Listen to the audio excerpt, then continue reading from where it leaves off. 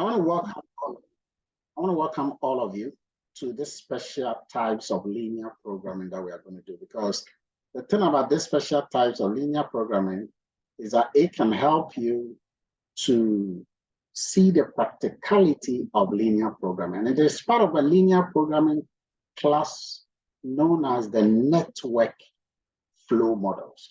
Write it down, please. Network flow models. Opele, write it down. Or say write it down. Then you want to know what a network is. You see, a network is made up of arcs and nodes. Write it down. It's made up of arcs and nodes. Okay. And we're going to use this. It's a special kind of linear program to solve these situations. And they are very much alive when it comes to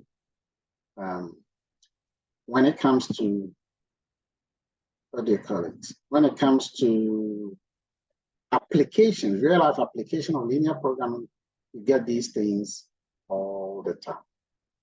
All right. So we're going to start with a transportation problem, and then we'll use a transportation linear programming to solve the transportation problem. Now, in a simple transportation program, this is what you have. You have a product, and this product is transported, and I want to show you this. So just look on the screen and confirm if you cannot see. Okay, you have a product, and this product is transported from node 1 and node 2. So the circle is a node, and it is going to node 3 and then node 4. So we are transporting some of the items, okay, from the source, which is 1 to 3 with an arrow showing that is going there, and also 1 to 2. Okay. 0. 1 to 2. Sorry, 1 to 4, and then 2 to 3, and finally 2 to 4. So this is a simple case. So what are the sources? The sources are 1 and 2. And what are the nodes? The destinations. The destinations are the 3 and 4. Now the arrow will tell you which one is the source and which one is the destination. Now, trust me, this is the easiest thing you can do. Okay. And by the way, if you don't understand anything, type it there, or raise your hand, or talk to Mimi about it, and then I'll know. So this is what we have here. Source going to node. But the source is also called supply node. Write it down, supply node. Then the destination is also called demand node, because they are demanding the items. Now, practical examples of this are everywhere. You can transport some goods from the warehouse in Tema going to a warehouse in Kumasi, and also from a warehouse in Takrade going to a warehouse in Sunyani. You can transport some goods from London to Manchester, okay, and then from say from Coventry going to Liverpool. Okay. So you can have several sources and several destinations. But what they pass through is known as an arc. Okay, so what is an arc? An arc connects two nodes. Write it down. What is an arc? An arc connects two nodes. An arc connects two nodes. So what we have here, how many arcs do we have? How many arcs do we have? How many arcs do you have? You can tell your friend, or you can type the answer there. How many arcs do we have? How many arcs do we have? I need a number. I need a number. I need a number. I need a number. For those of you who are typing, you should type some of the answers there for me. So how many arcs do we have?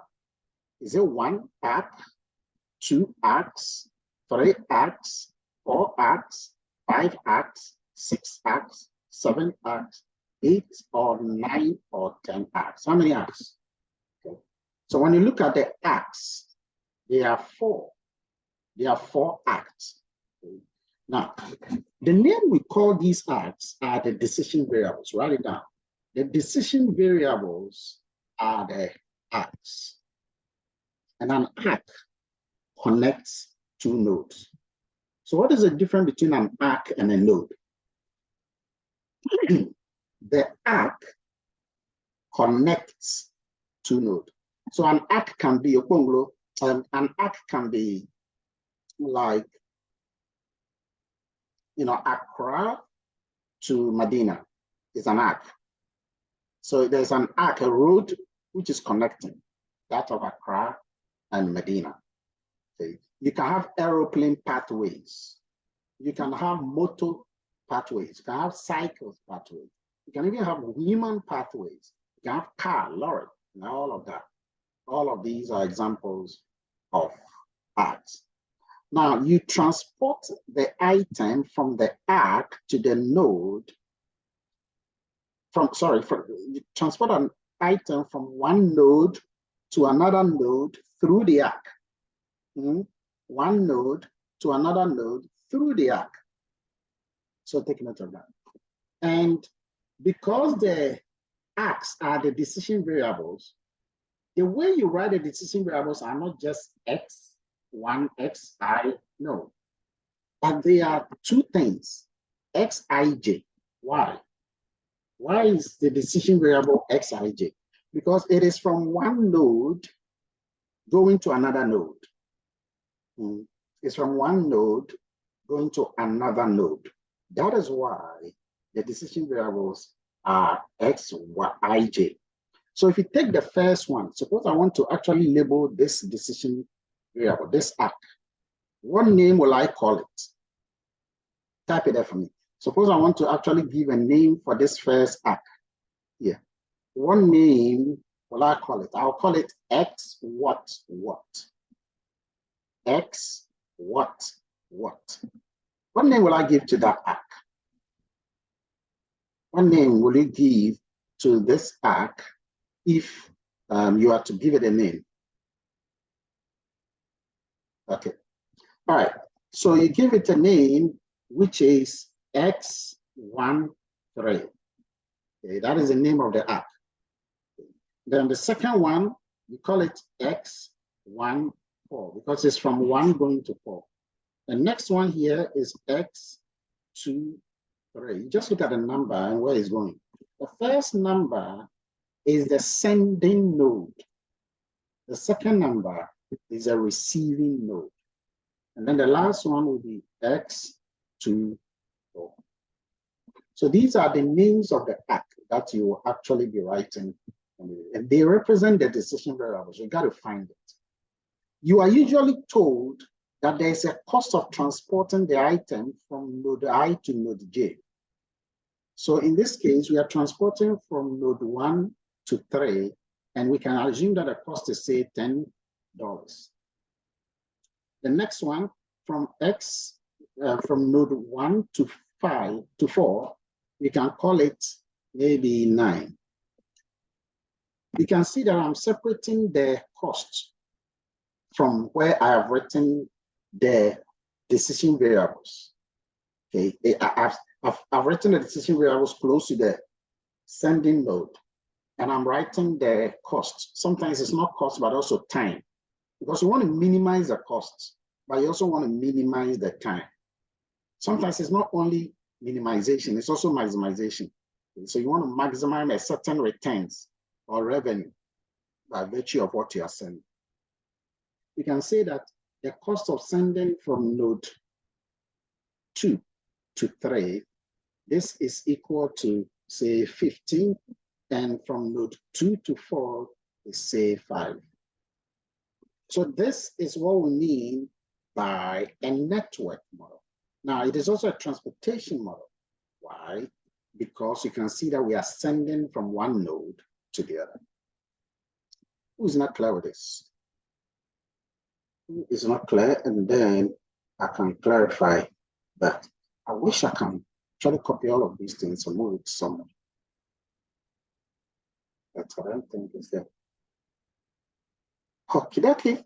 All right. So now let's move to We're going to now take clear details about the transportation model. So look at the details of the transportation model. Each source is able to supply a fixed number of units from a product to each destination. So the unit incurs a cost, and the cost is CIJ. I've gone through that. They have all of these mambo jumbos there. It's nothing much. It just shows you the number of supply points and the number of demand points, and then the number of supply at a point. It is just everything I spoke about, but in decimal. So let me just give you an idea. I've already explained XIJ. Okay, so if I'm transporting units or I'm shipping units from point I to point J, then we call it XIJ. And when I'm done, watch it. When I'm done, what I do is I minimize two things. What am I minimizing? Watch. The CIJ is the cost associated with the XIJ. So the XIJ is the decision variables I need to find. They are those amounts, the items, the goods, what I really want to say. How many quantities, how many tons, how many barrels, how many baskets. That's what the XIJ is. What about the CIJ? The CIJ is the cost of transporting the item from I to J. Okay. So why is that double summation? There is a double summation because you are taking a multiplication of the two as well as adding them. And that is right. And then subject to the supply constraint and finally the demand constraint. You are going to realize that this is a general transportation model. The supply constraint is such that the weighted sum of the items you are supplying is less or equal to the amount supplied, the total amount supplied. Whereas the sum of XIJ, or the weighted sum, the sum of demand is greater than the demand under consideration. And then, of course, you have the last thing, which is your non-negativity constraint. I won't give you this really, but you should know basically what it means in real life. Okay, now let's go to the real deal for this. Okay. Let's go to the real deal for this.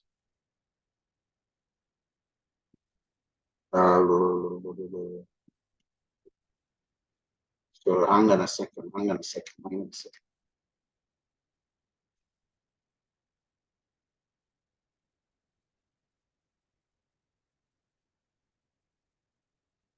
So, I mean, what we are looking at here is a practical thing, and I'm going to basically show you this practical thing in a practical way so that you can quickly get it. So don't worry much about it.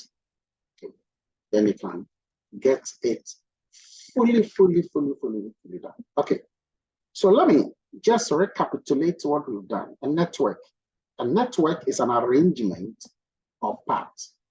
I told you that it is a pathway, a branch. It's connecting two nodes. And we can best use diagram for that, which I've gone through a bit of that. And examples of the node are the circles, the intersections, such as intersections of a street light, intersection of localities, roads, terminals, and all of that. And we have sending nodes and we have receiving nodes. I indicated that the arcs are the decision variables, and they are also called the branches, and they connect two nodes. Okay. And there are several practical examples of these special types of linear programming. These are some of them: transshipment, transportation, assignment, shortest path, maximum flow, generalized network models, minimum spanning tree, project scheduling, all of that. We will not study all of them. We'll just look at a few of them. Examples of the nodes are what you see there: airports, switching points, pumping stations, workstations. The arc, where you pass through the roads. Airports, the node is airport, but then the arcs are the air lanes. Okay. Then pumping stations, the arcs are the pumps. And what goes through them are the fluids, all of that. Okay, now at this stage, I'm going to show you an example of a linear programming story, which we are going to use to generate this whole problem of a network model. And again, I'm going to start with a transportation model. In a transportation model, I've already told you can maximize or you can minimize. What are you maximizing? You can maximize profit, you can maximize revenue, you can maximize, some returns. You can minimize costs, you can minimize distances. And keep this in mind, because this point I'm about to tell you is very important. I want to use a new page for that. Okay, so this is a point I want you to note. An arc, I just think looking small. An arc is equal to the decision variables. Keep in mind, a node is equal to the constraints. So an arc is a decision variable, a node is a constraint. The arc is a decision variable, the node is a constraint. Now, the one that I drew some few minutes ago, and I'm sure you remember that, the one that I drew some few minutes ago, I want you to tell me, okay, I want you to just remind yourself and tell me this very one that we have here. How many arcs are there? And how many nodes are there? Type it there for me. How many arcs are there? And how many nodes are there? How many arcs? And how many nodes? Type it there for me. How many arcs? And how many nodes are there? How many arcs? How many nodes? How many nodes? How many arcs? How many nodes? And how many arcs? Now, for those of you who can hear me, I think that if you can join the chat there, you should do it, because your colleagues are not contributing. Okay, so please, some of you should join and help them so that it doesn't look like they are not. So 4 arcs, 2 nodes, that's wrong. How many arcs? How many nodes are there? How many arcs and how many nodes? And it appears that some of you probably do not know how to join a Zoom call and take your audio off. You don't know at all. And I think you should. You should know how to draw a Zoom call and then take your voice off. So you have 4 arcs and 4 nodes. That's what you have here. 4 arcs and 4 nodes.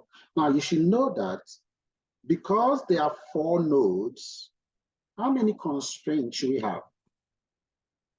Because there are 4 nodes, how many constraints should we have?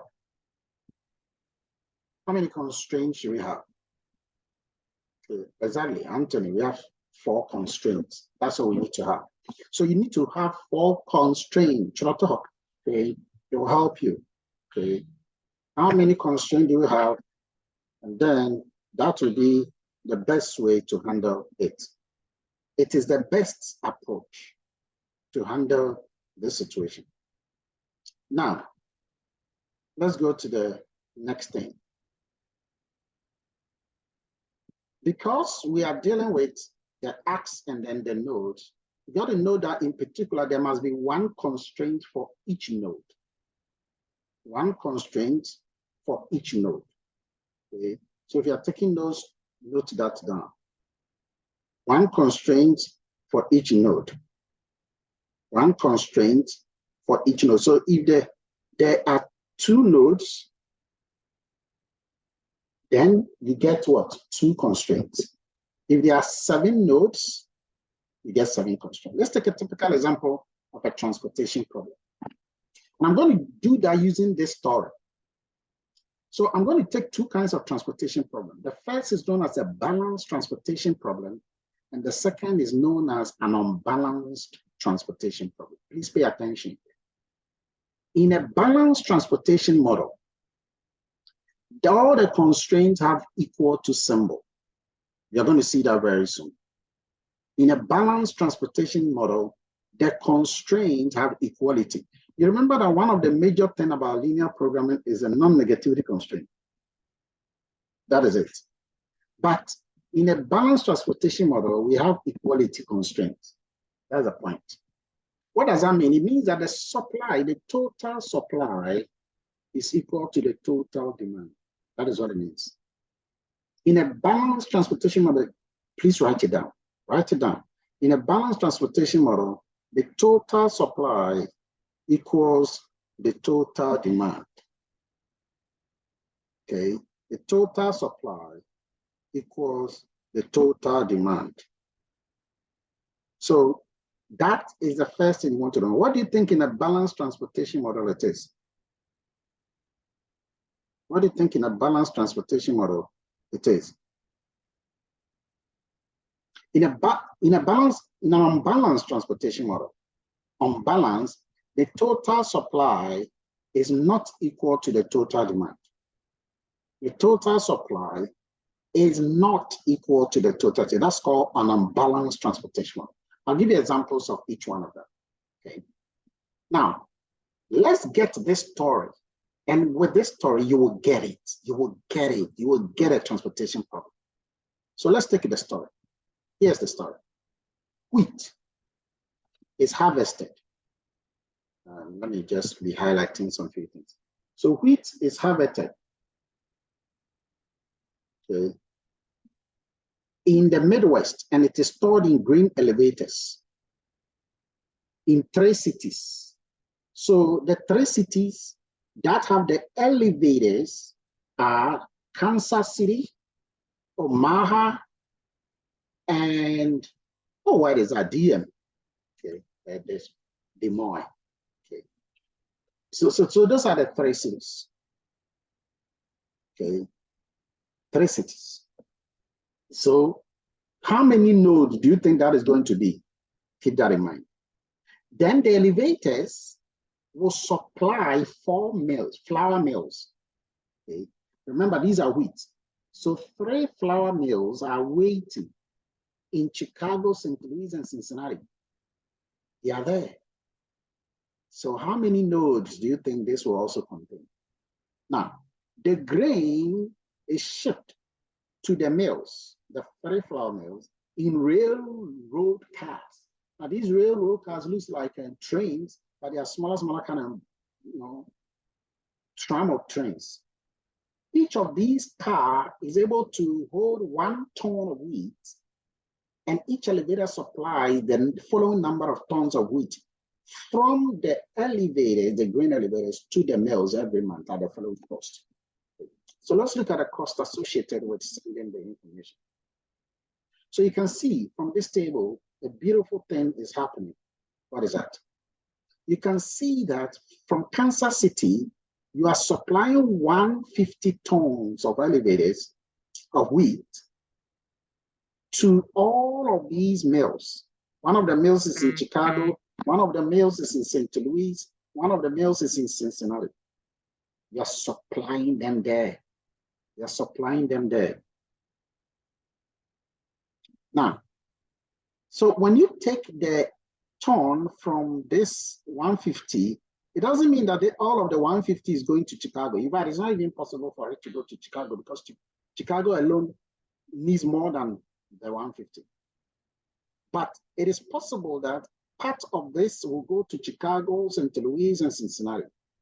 Given how much they are demanding, given how much they are expecting, how many tons they were expecting. Okay. Then you can have Omaha, which has 175 tons of wheat to supply, and then they will supply to all of these 3, mill areas. Can you draw? And of course, as you can see, even if you have not been told, you can do it yourself. You can see that the total tons of wheat supplied equals the total tons of wheat demanded. The total tons of wheat supplied equals the total tons of wheat demanded. Okay, now how do you draw a network model for this. But before that, let's look at the cost associated with this sending. Okay. Now, if you are sending from Kansas City going to Chicago, which is A, I don't want to write all the names. Remember, it's Chicago, St. Louis, and Cincinnati. If it is going to Chicago, this is a cost you will incur, $6. If it is going to St. Louis, this is the cost, $8. If it is going to Cincinnati, this is the cost, $10. Now, you might be tempted to say that you want to go with the one that is going to cost cheaply.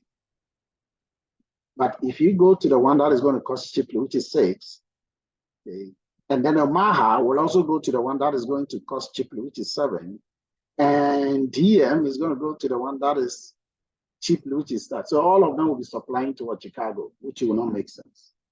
Okay. So that is why, you know, you got to be able to use a network model, okay, to help you. Now, how do you handle this? How do you handle, you know, all of this? To be able to move on in this context, you got to understand exactly what we are doing. So the first thing you want to understand is how to define the decision variables for this transportation problem. Who can tell me how to define the decision variables? Now, you can only know how to define the decision variables if you don't want wahala. You can make it simple for yourself. And because it is from A going to B, you can define the decision variable in a simple way. What is that simple way? Well, one way, let me see if I can get it easier for you. Okay, good. One way you can define it is this. You can say that let me write it out of here. Okay. Let me take it to the board so that we can always be referring nicely to the board. So let me take a new page on the board. So you can say that let Xi, watch it, be the number of tons of wheat, the number of tons of wheat transported from,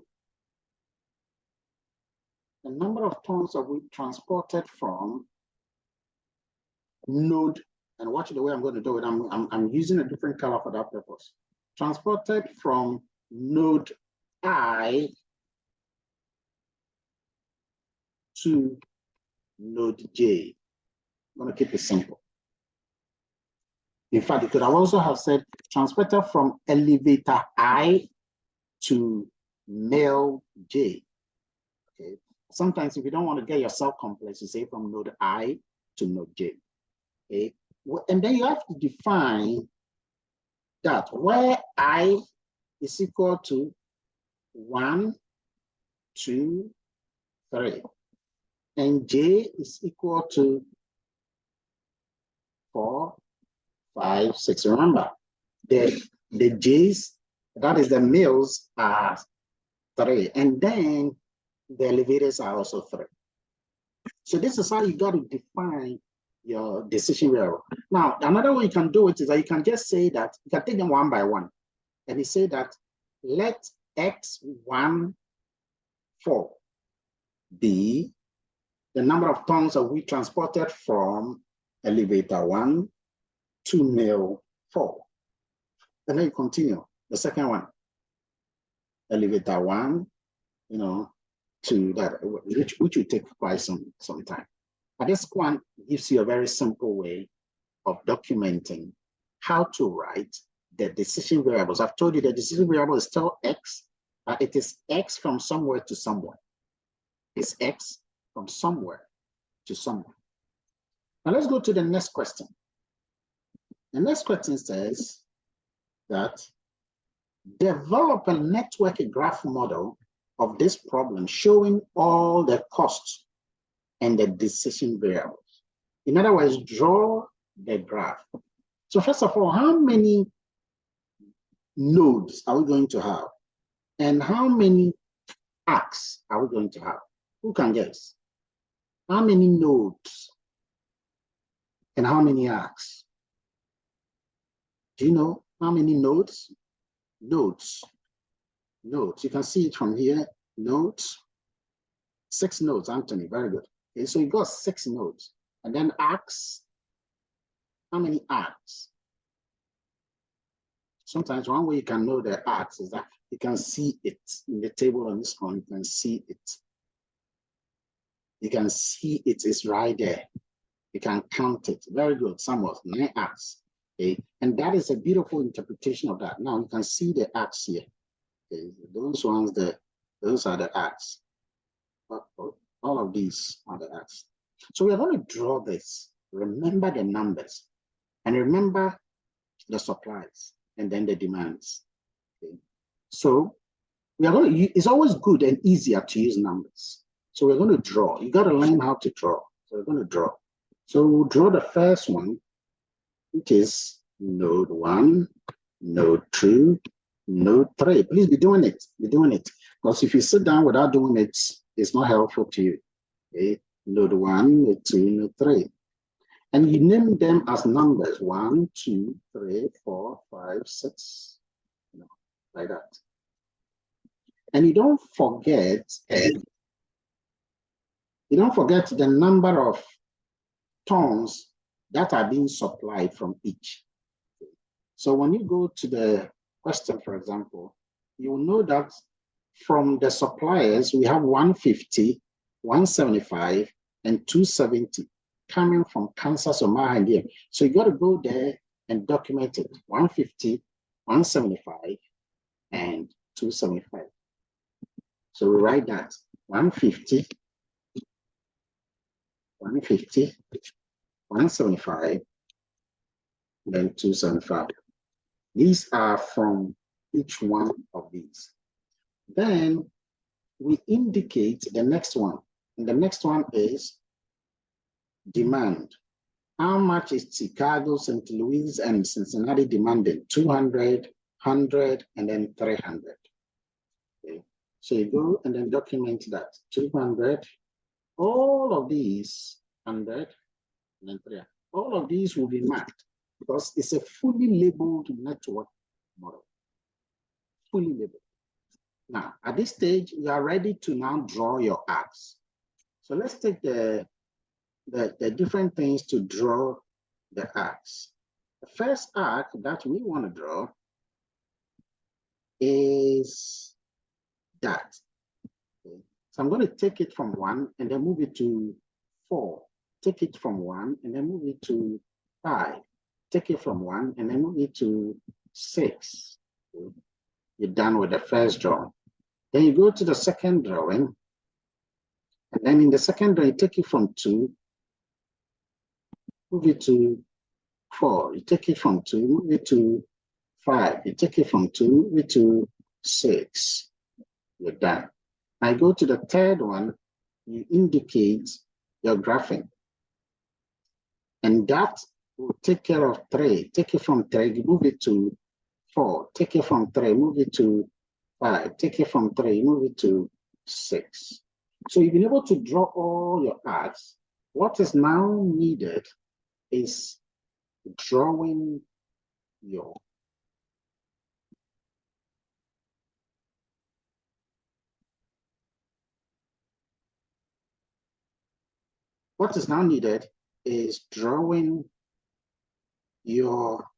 numbers on them. So what are we going to call this first one? This first one, from 1 going to 4. What decision variable name are we going to give to it? From 1 to 4.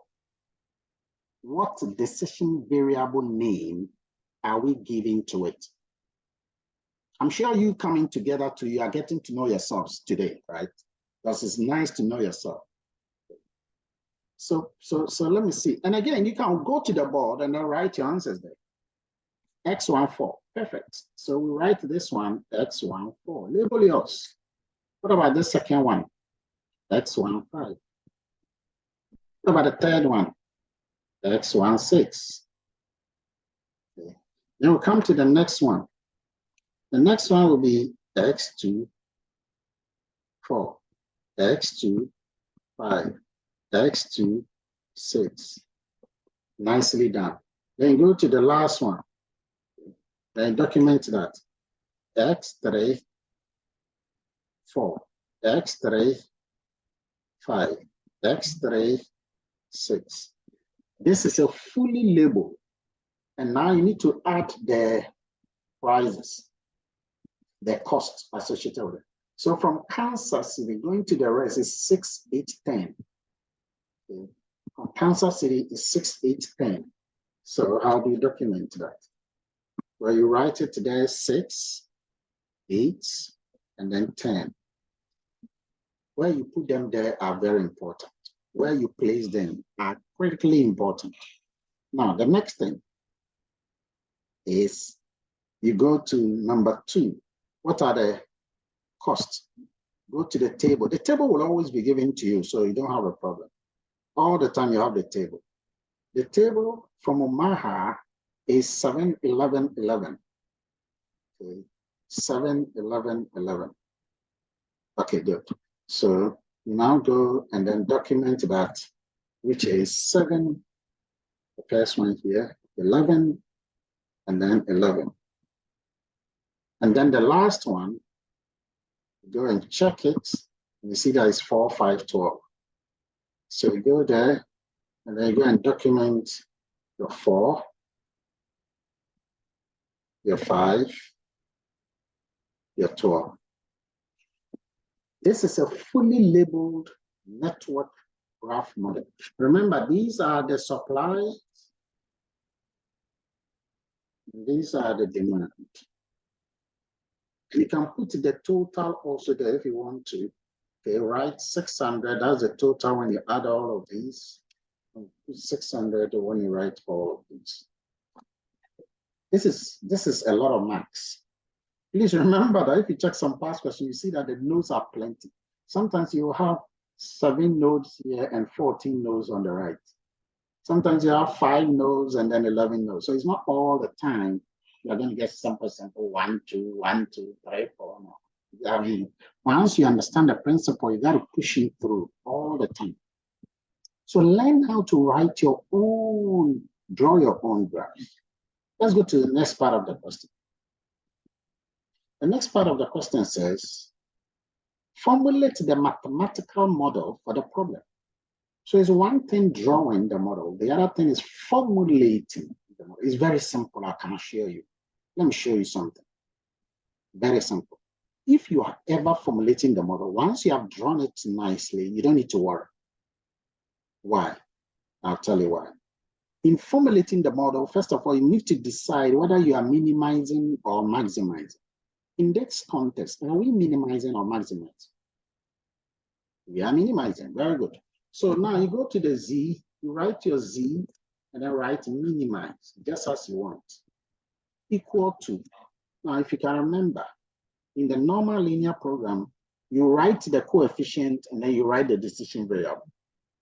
So where is our coefficient? The graph will guide you. The first one is this, which is our coefficient. So this is our coefficient, and the decision variable, sorry, our coefficient is 6 here, and it is from this decision variable, x14. So you're going to write that first. You get a point. So you have 6 x14. That's what you put down first. So you write 6 x14 plus the next one. The next one, you check it, is x158. Remember and follow the right numbers. Because if you don't pick the right numbers, you get lost. So this is it. If you don't take it, you go and take x157. No. That is x15. Okay. And then 8. So you got to watch the arrows. The arrows will guide you to know. So you get x158 or 8 x15 plus the next one. You go to the next one, and then you write 10 x16. Okay. 10 x16 plus, you go to the next one. You check it there.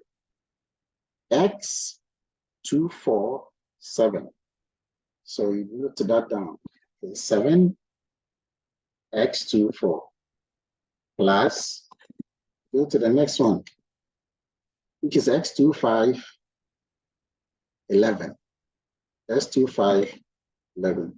So you write 11x25 plus the next one, which is x26, 11.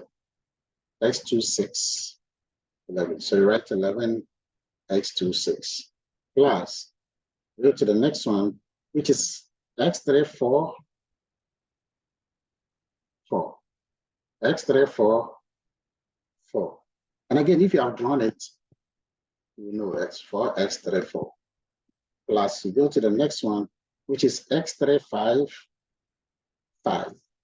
x35, 5. So it's 5, x35. Then the last one is 12, x36. So this becomes your complete, data and complete objective function value. Once we know the values of the following, once we know the values of each one of these, each one of the x's, each one of the x's, each one of the x's, we will find the minimum cost associated with all these transportation. So this is how you formulate the model. The next thing to do is to add your constraint. And the constraint, so you do subject to. But before you add your constraint, there are some few things you got to note. The first thing you got to know is to check whether you are dealing with a transportation problem or not. We are. The next thing to do is to check whether you are dealing with a balanced transportation model or an unbalanced transportation model. Okay. Now, if you check what is a balanced and unbalanced transportation, a balanced transportation model is the one where the total supply equals to the total demand, which we have here. The total supply is equal to the total demand. So it means that we are dealing with a balanced transportation model. Okay. If we are dealing with a balanced transportation model, what does that mean in terms of each constraint? It means that each constraint is going to be equal to. That's what it means. The right-hand side and the left-hand side are going to be equal to. That's what each constraint is going to be. With that balanced transportation in mind. Fantastic. So how do we write the first constraint? Remember, the number of constraints are the number of nodes. So you got to look at this node and write the constraint only associated with this node. The right-hand side of the constraint is always a number here. In this case, the supply. This is the right-hand side of the constraint. Then the left-hand side of constraint are the decision variables that, in this case, are leaving. So they are the acts that are leaving the node. They are the decision variables. They are the left-hand side of the constraint. So you just have to look at number one and find out how many are leaving number one. Your eye must be careful. X14 is leaving it. X15 is leaving it. X16 is leaving it.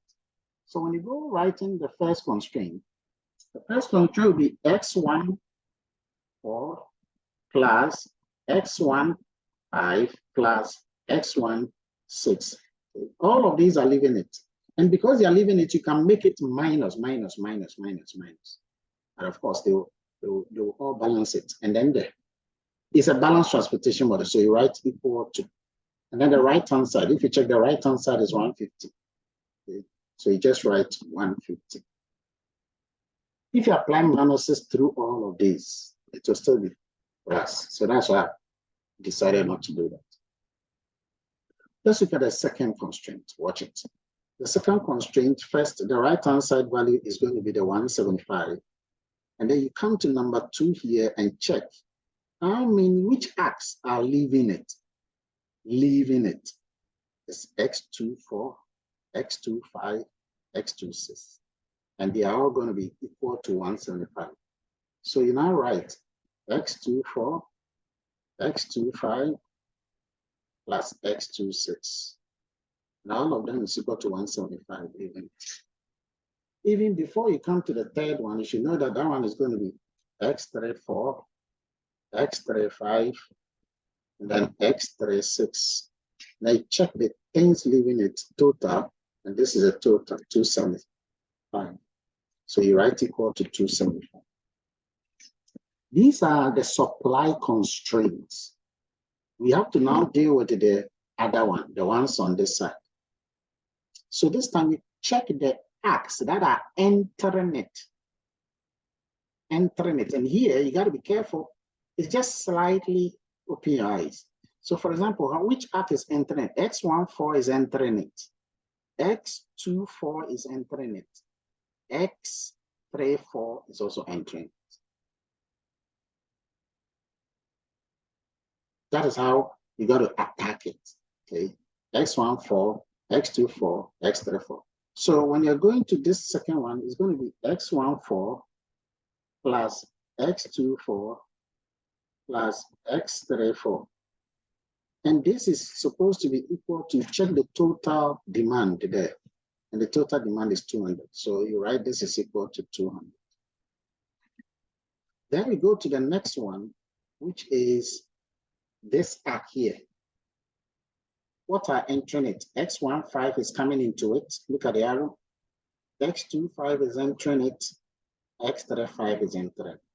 Okay. And this is 100. So you start X15 plus X25 plus X35 equal to 100. What about the last one? By now you should know that the last one is going to be X16, X26, X36. Okay, all of them are entering node 6, which is 300. And that will complete the formulation of the mathematical. But we are not done yet. There's one last thing, which is a non-negativity. So after you are done, in fact, I didn't write the last one. So you can do it yourself. After that, you write the non-negativity, which is Xij is greater or equal to 0. Now you have infected it with the non-negativity constraint. Your complete mathematical model is sorted. Now, should I show you? Of course. So let me show you the completed model. This, ladies and gentlemen, is the completed mathematical model. At this stage, if you don't understand something, let me know. This is the most difficult part of the transportation model, what we've just done. The rest is simple.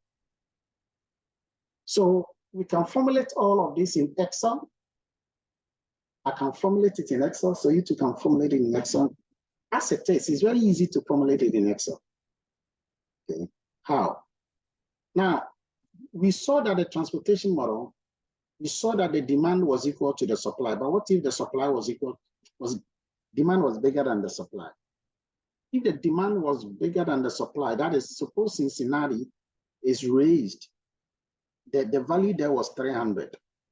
Okay. That is how much they are demanding. Suppose that they are no longer demanding 300, but then is demanding 350. Then you see that the demand will be more than the supply. In this case, the total demand will be more. It will be 650. The total supply will still remain at 600. We now have an unbalanced transportation model. Okay. And that will mean that the constraint will change, because now we're going to have this kind of constraint. Because the demand is the one that is more, the demand constraint will change. All the demand constraints will change to less than or equal to. The supply constraint will remain as it is. So the total that is bigger will take the less than or equal to symbol. So keep that in mind. If the supply exceeds demand, the opposite will happen as well. Let me tell you something that can happen in a transportation model. It's called prohibited route. For example, sometimes you are driving from Accra to Medina, then they will divert you from Okongo. No, they will divert you from Okongo. You don't go straight. They will tell you that you should pass the university, okay, before you go. Why? Because there's an accident. So a prohibited route is a route that is unpassable okay, because of unexpected situations like flood, bad weather, road construction, strike, road conditions, traffic, and other things. It makes it very hard for any of the units being transported to be transported from the source to the destination. It's difficult. And that kind of prohibited rule means that everything you anticipated is not going to work exactly as you wanted. So you need to find a way around this. How do you do this? How do you handle this? Now, one way you handle this is you create something called, there are two ways actually. You create a large cost. Now, why do we create a large cost? Because you have been told that the road is blocked and you still want to pass through that road. So if there's fire there, you're going to die. You can suffer. So we create a large cost, say an infinity cost, or a cost we call it M. Okay, sends the objective function to this route so that that particular route becomes an unpassable route. That's one way. The best is to delete the prohibited decision variable. So if the decision variable is x14, you delete that x14 from the model. So if you have your graph, let me see what I can find some of the graph. If you have any of the graph like this, like that, you can choose that I'm not going to pass through this. So the x1a is gone, so that the cost associated with that is also gone. So now we have a new model that you got to reformulate and try and solve. That's what we are discussing here. Okay. So you assign a large cost to it, or you delete it from the model. Okay, so I decided to do everything in Excel. And again, you should go and try looking at just this picture. I decided to have my Kansas City, Omaha, and Des Moines, and then the grain elevators are there. They are all going to Chicago, St. Louis, and Cincinnati. All of these have been initialized to 0. The supply is on this side. That's the right-hand side of the model. This is the left-hand side of the model. Now remember, the left-hand side of the model is this one here. So X1A, X1B, X1C, that's the left-hand side. And since we don't know the actual value of the X, it falls into the value of 0. All of them. Now here, I've put them on the right-hand side, but ideally, yeah, they're the left-hand side of the model.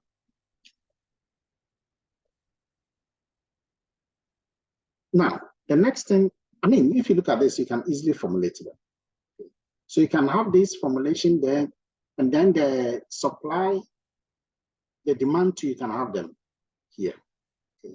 Where this one are the the right-hand side of the model, the 200 and 110 and 300, and then this very ones 000, they become the left-hand side of the model, which you are collecting them from here. You would have collected them from here. Our goal is to know what is the total that was actually demanded and whether they were actually demanded.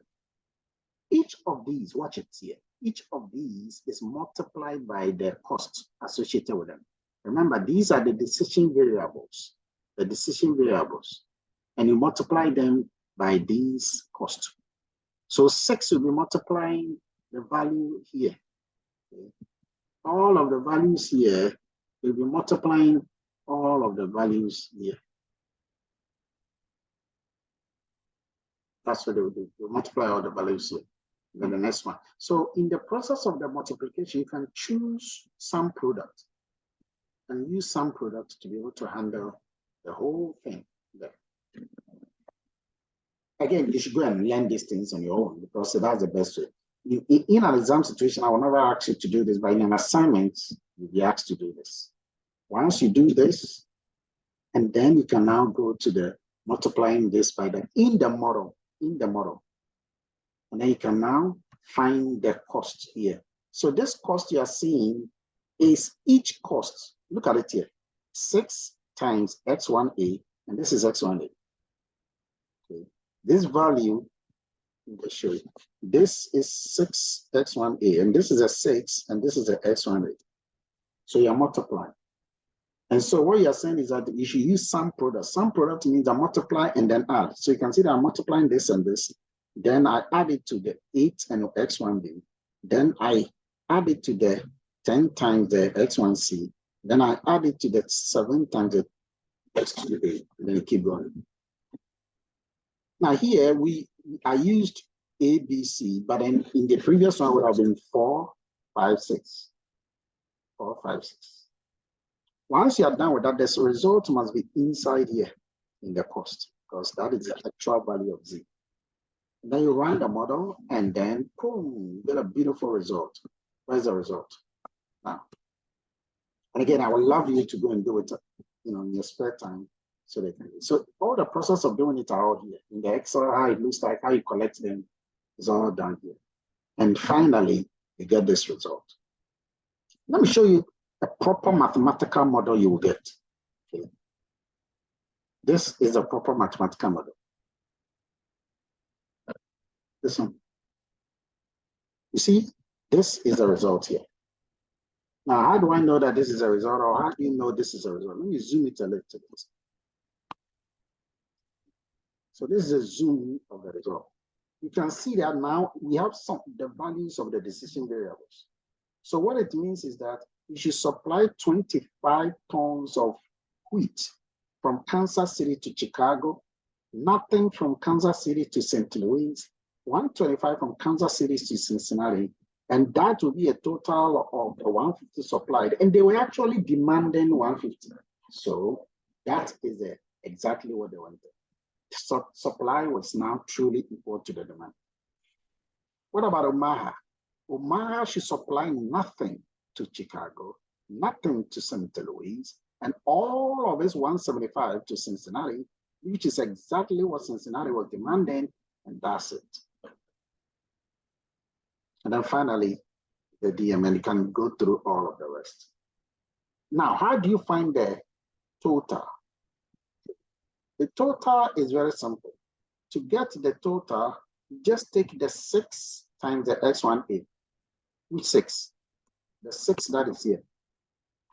Okay, this 6 on the right here is going to multiply the X1A, which is a 25, plus 8 times X1B. This one is 0, so you don't look at that.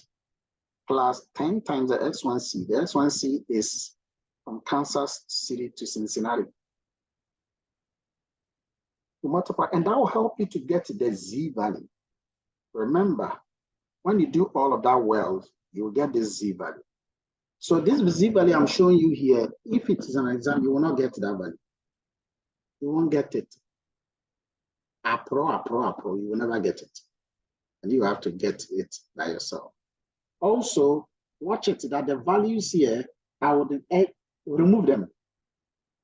So if I remove 150, yours is to tell me whether 150 was actually demanded. Okay. What was supplied to, in this case, Cincinnati and Chicago combined, does it add up to what it was being demanded? Yours is to tell me all of that. It's very, very simple. Okay. Let's look at another question. Another question you can be asked. Okay. Another question you can be asked once the results have been achieved.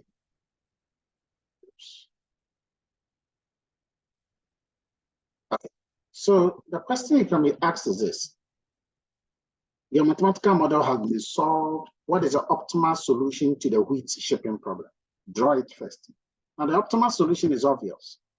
Okay. Transport 25 tons of wheat from Kansas City to Chicago. That's the first one. Second, transport 125 tons of wheat from Kansas City to Cincinnati. And we talk about all of the rest. So in this case, you can draw it. You can go to your ones and remove the ones that had 0. All of those that had a 0, you remove them. And then you are left with those that do not have the 0. So this is how it is. In your graph, those that have the 0s, you remove them. Those that will nothing or transported, you remove them and redraw the whole thing. Remember the arcs were 9. Now you can see that we have 1, 2, 3, 4, 5 arcs. 4 have been removed. Why? Go to the model. Look at it here. This one is 0. It's one of the 4. This one is 0. It's one of the 4. This one is 0. It's one of the 4. That's 3. This one is 0. It's one of the 4. That's 4. So 4 of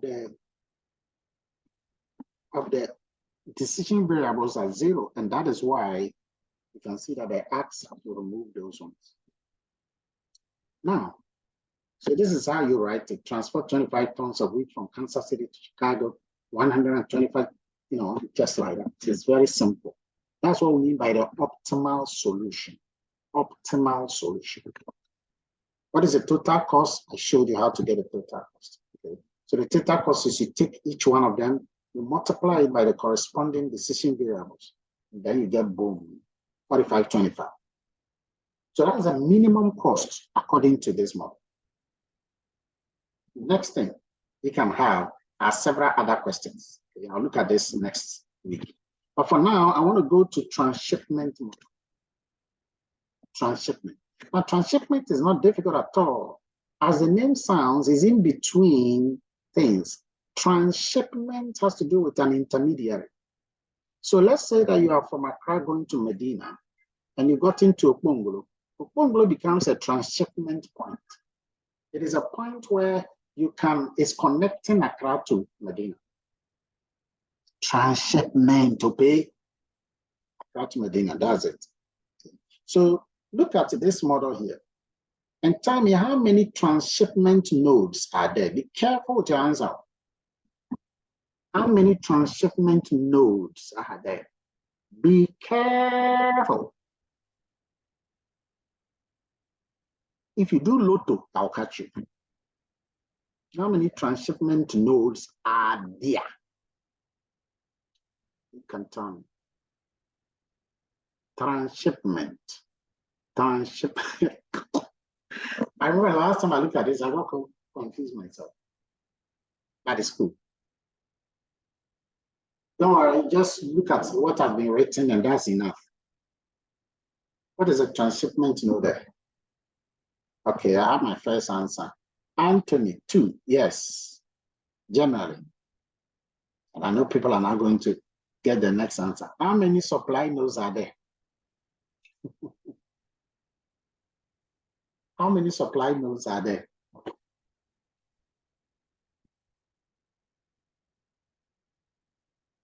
Supply nodes. 2. Good. How many demand nodes are there?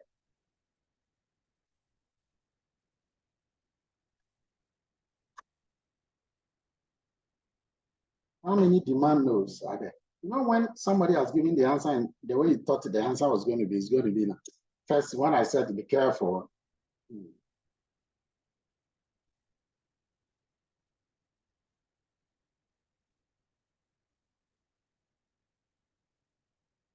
Good. So this is a typical example of a transshipment, situation. It's very simple. Let's go to the story. Okay? Let's go to the story. It's very simple. Do you remember that we're dealing with wheat, which was transported from some elevators to some mills? Okay, what we didn't tell you is that the wheat was harvested in some farms in Nebraska and Colorado. So because of that, we need to start the supply from Nebraska to Colorado. And then transporting the thing from Nebraska to Colorado to the 3 cities, Kansas City, Omaha, and Des Moines. Therefore, what this means is that the Kansas City, Omaha, and DM are going to be the transshipment nodes. Do you get it? Because they were the supply, but now we have to send something from the farms to them before they become the transshipment. Therefore, they become the transshipment. So they were sending the cost from Nebraska and Colorado to these 3 cities are given here. But then the previous one still stands. So we need to draw a new model. But watch it. The new model must be drawn. Yes, Isaac. Isaac, you have a question. Yes. Mm-hmm.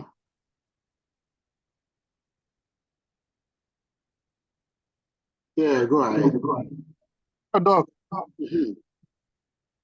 please, can you please take me back to the diagram? Okay, which one? One. The previous one. Oh, this one. Very good. No, this one. Yes. So I can see that the S2, the S2 is supplying to T2 and to D1. But there is the connection from S1 to S2. It's like S1 is coming into S2.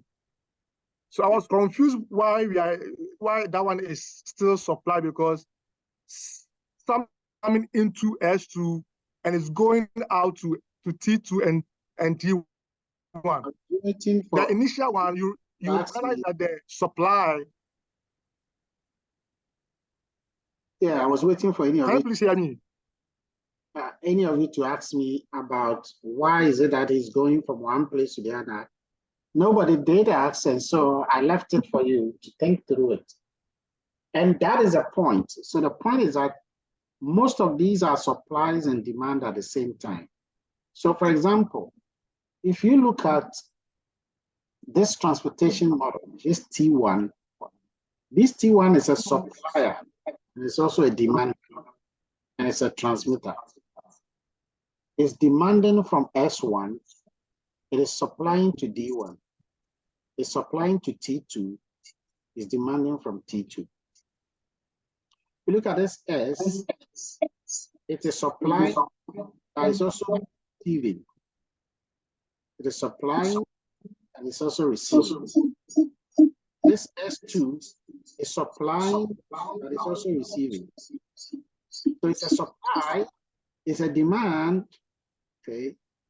And because we take it to this one, we can say that it's also a transmitter. So everything you are seeing here is both a supply node, a demand node, and then a transshipment node. The only one that is not falling into this category is D. D is not supplying to anybody and is not transmitting to anybody. It is only demanding. Isaac, have I answered that question? So it's multiple things. Yes, Doc. All right, okay. Okay, now let's go to the model. So how do you draw the transshipment model? It's very simple. We know that the grain elevators, they got it from the farms. So how many nodes do you think we now have? Adding this farm situation to the original situation. How many nodes? You can tell us. How many nodes? How many nodes? How many nodes? Okay. Remember the previous one, there were six nodes in all. This time, how many nodes in all?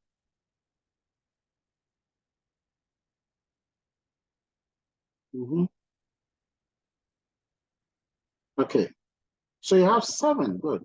You have 7. Okay, what are they? Well, remember, it is from Nebraska and then from Colorado before Kansas City. So they will make up the first 2, Nebraska and Colorado. Before it goes to Kansas City, Omaha, and then DM. Okay, before it goes to Chicago, St. Louis, and then Cincinnati. So now the number of nodes have increased from 6 to 8. And therefore, the one in the middle becomes the transshipment nodes. When you are labeling them, you're still labeling them as 1, 2, 3, 4, 5, 6, 7, 8. And that's it. This is how you do it. Now, how do you draw the X? Of course, you put the amount here. Remember, in this case, the transshipment node will no longer have an amount, but these ones will have. The Nebraska, the Colorado will have. Why? Because the question was very clear. The question said that you got to transport from them, and then it said that they also have 300 each. So when you go to them, they both have 300 each. So when you're actually writing the supply for them, it is going to be 300 here and then 300 there. And then you now have to now look for the drawing. Okay? And if you take the first one, for example, the first one, it is going to move with 1 going here, 2 going there, and then finally 3. And then the second one, which is from Colorado will go the pathway of 2 going to 3, 2 going to 4, and 2 going to 5. That's it. Of course, you have to put the decisions and then the other one beside it. And then this one, it will be 3 going to 6, and then 3 going to 7, and then 3 going to 8. Then number 4 will go to 4 going to 6, 4 going to 7, 4 going to 8. Then finally, number 5 will go to 6, will go to 7, and then we'll go to 8. It's going to be a little bit complex, but you get to the point. Okay. This is how you draw the new network model. This is how you draw the new network model. Okay, Anthony, you said that why is it still 8 nodes? Remember, it's 8 nodes because we are watching this. It's 8 nodes because we have 2. We have 2. We have 2 nodes that have been added to the existing one. Remember, the previous one was 6. But you have been told that the grains from Kansas City, Omaha, and DM, they are coming from Nebraska and Colorado. So we've got to create 2 more nodes before the grains were transported to these 3 elevators. So you add a 2 to the 6, and that gives you 8 nodes. Mimi, is it better? Yes, All right. So once you have this, you can label them and then send them. Look, let me show you the final result for that, because that is a very powerful thing. But again, remember that this is not difficult at all. Once you see the thing, and I know giving you this idea, you can get it. So this is original one. It has not changed. Let me show you. So this is how it got to be. So in an exam, for example, I will expect you to draw all of these like this. If you use the full names here, it won't make any difference. The most important thing is what we've done. Then you put the numbering there. Beautifully like that. So remember that that amount of 175, 275 here, and some number 75 here, they are not important. They are not longer needed because they are no longer the supply. These ones are now the transshipment node. And when you are formulating the model, the way you formulate these ones are not simple, but these ones are still simple. Okay, but first, let's try. How would you write objective function? Let's go to the question. Question is define the decision variables. We've done it, node I to node J. Always is like that. Develop a graphical representation. We've done it. Formulate a model. Formulate a model means I need to talk about the Z value. Watch it. I'm not going to do all of it, but I want you to get the idea. How do you get a Z value? Okay, this one is still Z min equal to, take the first number here. Okay. It is 16x13. So you write 16x13. Followed by the next one. Okay. The next one is 10x14. So you write plus 10x14. The next one you have is 12x15. So you write 12x15. Plus, go to the next one, 15, 14, 17. Okay, I'm not going to do those ones. Then you come to this one here, watch it, number 3. And that is a transshipment node. The way you write it, is the same thing. Okay. Remember, you've taken care of these arcs. Okay. So you leave them and go to the arcs. So remember, all of these are the arcs. Okay. So I'm jumping this. I come to the next one here. So the next one will be 6x34. Okay. 6x34,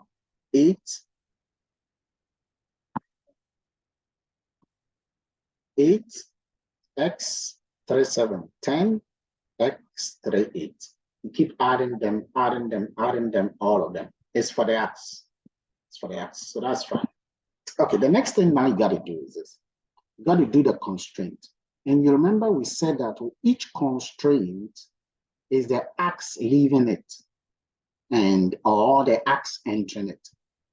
So let's take the first constraint. What's the first constraint? I'm going to take this constraint, which is a 300 here.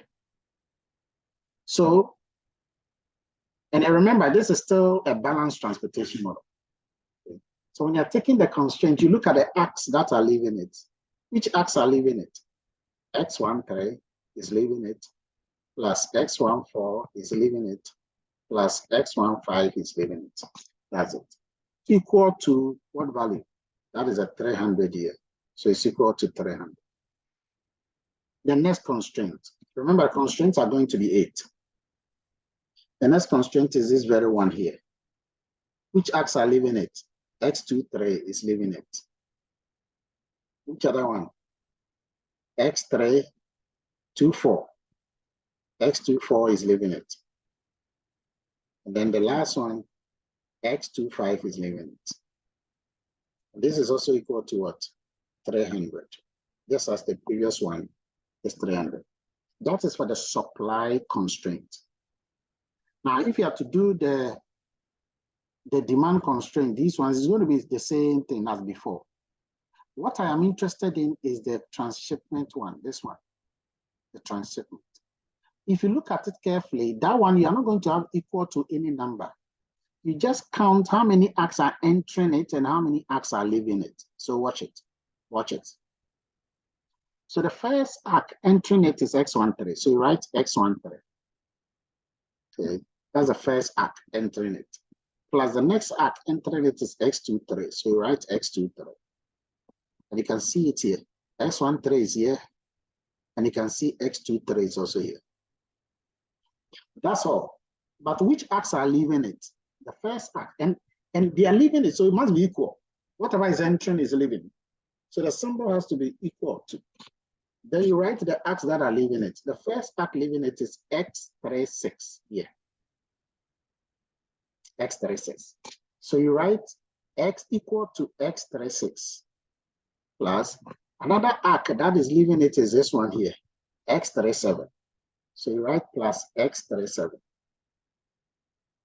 Another arc that is leaving it is X38. So you write plus X38. So you can see that this transshipment model that we've just done here, okay, this transshipment model, the beautiful thing about it is that, and this is the key point, the beautiful thing about it is that it is not like the other one. If you look at it here, it is something equals to something. That's all it is here.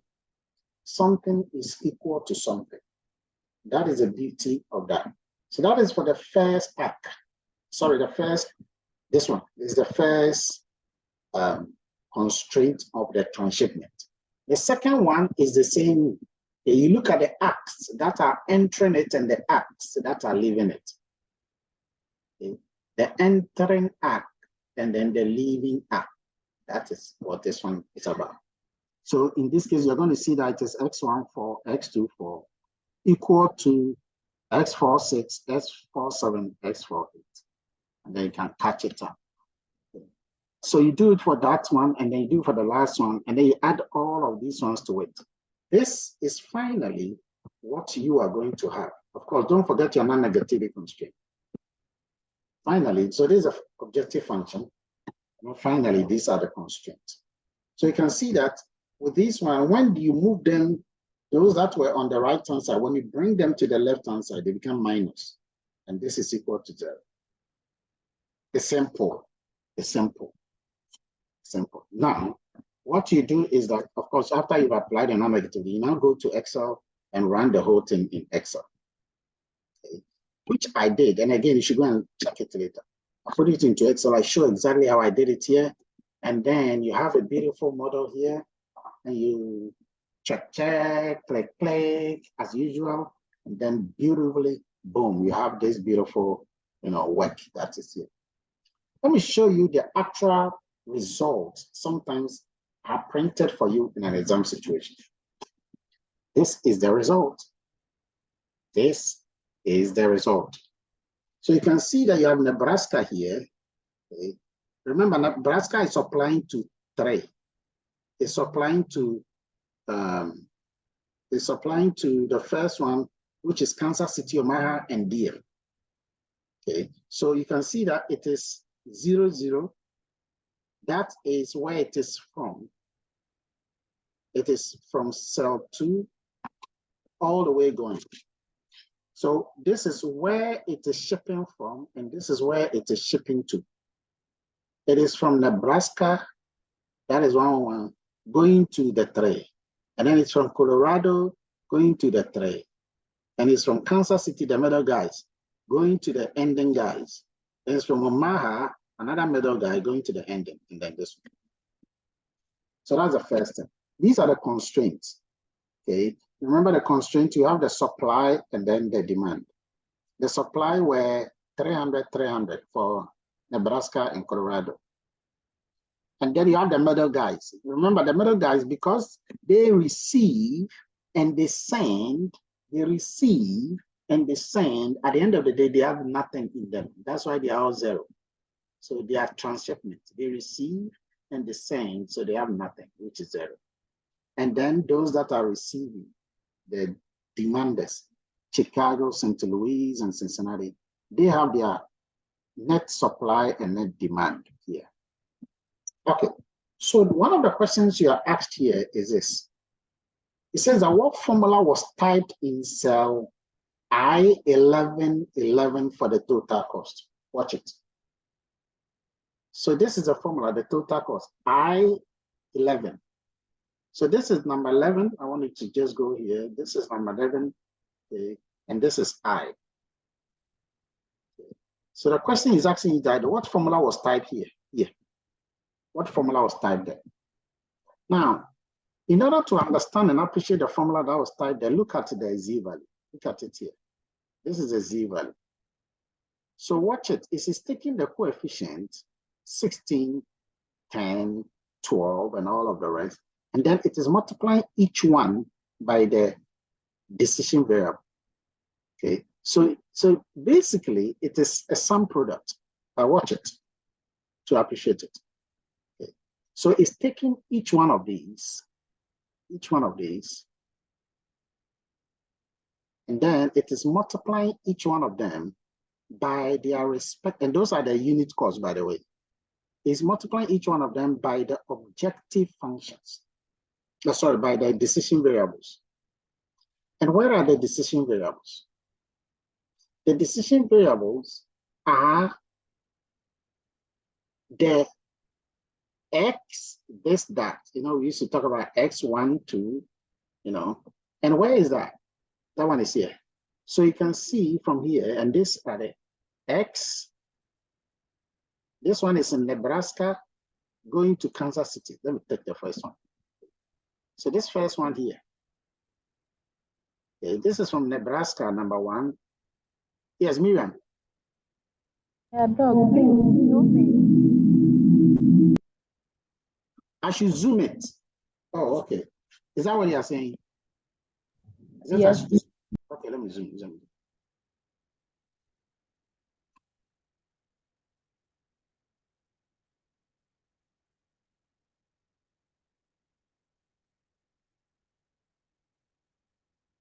I hope that the zoom will show. Is it better? It's better. Okay. All right. So you are starting from, let me just undo this. So you take this, it's starting from Nebraska going to Kansas City. That's 1 going to 3. Okay.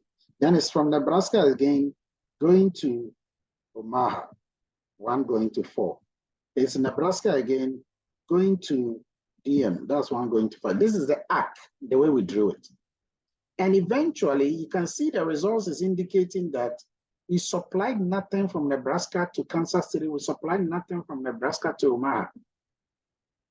We took all the 300 from Nebraska to DM. That's what this one is saying. Those were the transshipment. These 3, Kansas City, Omaha, and DM are the transshipment. So the question now is that how do you work the thing? You take the $16, you multiply it by this variable. Okay. Let me use a different color here. Okay. You take the 16 and then you multiply. Let me just use this one. You take this 16, all right? You multiply the 16 by this cell. What is the 16? The 16 actually is F2. Watch it. It's F, cell number F. So you have cell number F and then 2. That is the 16. And what about the 0 here? What cell is that? You can tell me. This 0, what cell is that? If 16 is cell F2, what is this 0 here? What is that 0? Come on, somebody should type it. Excellent. Okay, that is A2. Okay, that is A2. So in order to get the objective function, and remember the objective function, what was it? Okay, if I go back, it's going to cause while. I remember the objective function was multiplying each of the costs by the respective decision variable. So what it means is that if I were to write a formula, okay, this is a queer way of doing it. It will be equal to, okay, I'm going to take the A2. Okay, I'm going to multiply the A2 by the F2 plus the A3 by the F3 plus the, you get a point, and then you go all of them to get to the end. But that would be quite weird. So if we were to actually write a formula, okay, now let me give you the first queer way. The queer way is that it's going to be A2 times the F2 plus A3 times the F3 plus A4 times the F4, and then keep all the way till you get to, I think you get to, is it A9? Let me see. You do all the way till you get to,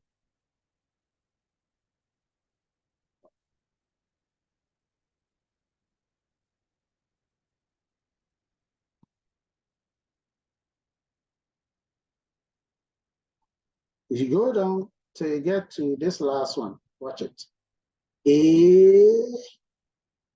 A12, A13. Let me see. Yeah, A13, A14, A16. You get a point. The whole thing is going to be a lot, all the way up to A16. Good. So you have to do it all the way up to A16. So you're multiplying all of them up to A16.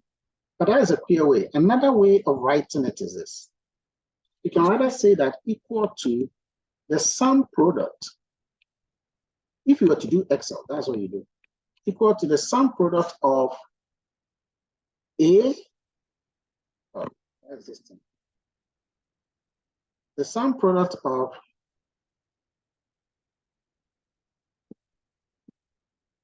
A2 all the way to A16, okay, then colon F2 all the way to F16. So you're taking all of them, you are dragging them. And that sum product will give you the total cost that you see on the right hand here. So it's asking you what formula was put into the total cost here. Okay, that is what is going to give you the formula or the formula for the total cost at this stage. Yeah, I'm telling you, that is what it's going to be. That is what it's going to be. Okay. Okay. So let me just, so that formula, that is what is going to be obtained here. So you use the sum product here. That's just as I indicated. You use the sum product. So this is what the examiner in this very context, he was requesting, that you should use your knowledge to be able to indicate what formula is required. So sometimes students are not learning exactly the formula that is required to be able to do the work. But when you look at it and you understand that, look at the model. What is the model saying? It's here. The model is saying that take the 16, multiply by the x13. Take the 10, multiply by the x14. Take the 12, and all of these things are here. 16, 10, 12, all of them are here. So you got to take all of them, all through, okay, all of them, all through, multiplying all of these values. Okay. Multiplying all of these values all through. And the formula for this is a sum product. At least if you didn't know, that's okay. At least you are knowing that this is how it's supposed to be. Okay, the next question. Unless you have a question, then you let me know. The next question is that what formulae were typed in cell I2 to I19? I2 to I19. So this question was all about formulae. Okay. Now where is I2? This is I2. Start from here, and it goes all the way to I19. No, sorry, I9. Okay, I2 to I9. So this is it, all the way up to here. And then that's it. So what formula was typed there? Now, let me just show you something. If you look at this formula carefully, this is the left-hand side of the constraint. And if you can understand any formula, please always go to the work here, the formulae that was in the mathematics. Okay.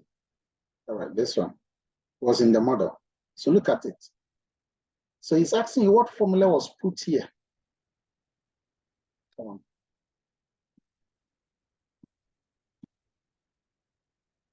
Well, the thing is right.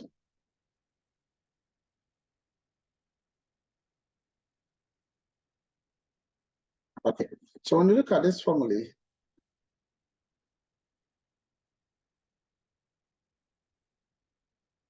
all of the formula that is on the left, that's what he's asking of.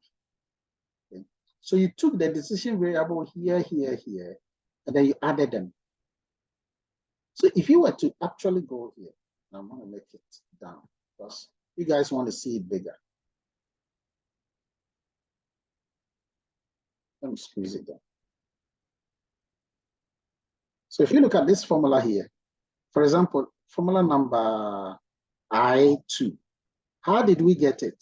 Oh. This I2, we got it by taking these decision variables, these three decision variables, okay, A2 plus A3 plus A4. That is what gave me the I2. That's what gave you the I2. So you can do it one by one like that, all right? And then the next one, which is this 300, this 300. How did you get the formula? Well, if you look at it, and again, your mathematics should guide you. That is from the second constraint. So this is the first constraint, second constraint. Remember the constraints are 9. So first 2, that's what I've just shown you here. Okay. That's the first 2. The next 2 are these. Or let's say the next 3 are these. Okay. Those are the next 3 constraints. Then the last 3 are these. So these are 6, and then the first 2 are there. So each constraint, what was done? And again, in order to see what each constraint was, it's simple. Just come here and you see what each constraint is trying to do here. The only slight difference in that is a transshipment constraint. Okay, let me show you the transshipment constraint. If you have done your formulation, this is just one of the transshipment constraints, this one. And you can see that it is a x13 plus x23 minus the three other information, decision variable, which are not difficult. Once you look at them, you'll be able to crack them. So x13, which one is the x13? So when you come to the formula, where is the x13? Watch it. This is the x1 3. Where is that? x13. So first of all, this is the x1, and then this is the 3. Where is the 3? x13, this one. This. Okay. So this x is from x1 going to 3. And then what you do, oh, no, these are here. These are here. Okay. These are here. The x1, 3, and then x. I just want to be sure that I'm looking at the right one. Okay, so those are the first 3. Which is Nebraska going to a 3? No, it's not this one. Then these are the next 2. Then from this 3 going to that. Then, so x13 is this value here. x13 is this value here. So you look at the value here, which is A2. Okay, A2 is x13. And then the next one here, let me go up there. The next one is x23. Let's come down, x23. So x23 is the next value. So this value A2, A3 minus the other one. So you can just pick the cell A2, cell A3 minus, and what are the minus? Watch it down here. Minus x36, and then 37, and then 38. So where is 36? Okay. So 36, you come to 3 here. Going to 6. So this is 36. The value here is cell A9 minus cell A10 minus cell A11.